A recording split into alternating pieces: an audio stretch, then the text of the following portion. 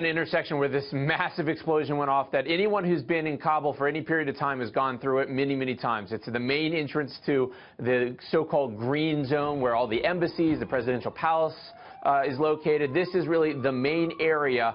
And it's also the last checkpoint before you get into it. And there's a series of checkpoints getting to this spot where this huge bomb went off that this truck would have had to have gotten through. And Afghan security forces and U.S. commanders are sort of hailing the Afghans for stopping this vehicle before it got into the green zone. But the real question is, how did it get to this point? Well, Afghan security forces are saying that it was a large tanker-like truck that was packed with explosives, such a big blast that left about a 13-foot deep hole in this concrete area, this main road, this main entrance into the green zone. It is a gigantic blast, and it is very unlikely that this vehicle got to that spot without getting through several checkpoints with somebody turning a blind eye. Well, Bill. You have to think this was probably the second most secure place in the country, next to the air base at Kabul, north of town.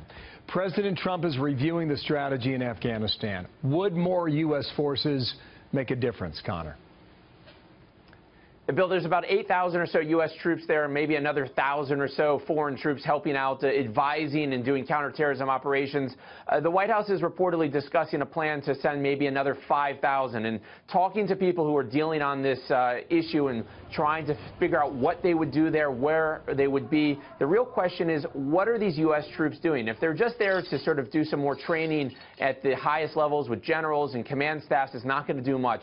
The people who are pushing for more troops, who tend to be from the Pentagon, are saying they need to be in there training troops at the lowest levels, at the company level, at the battalion level, to be with Afghan troops who are on the front lines fighting. If they're just going to go there and talk to generals, it's not going to do much of a difference. Connor Powell, thank you from the Middle East Bureau.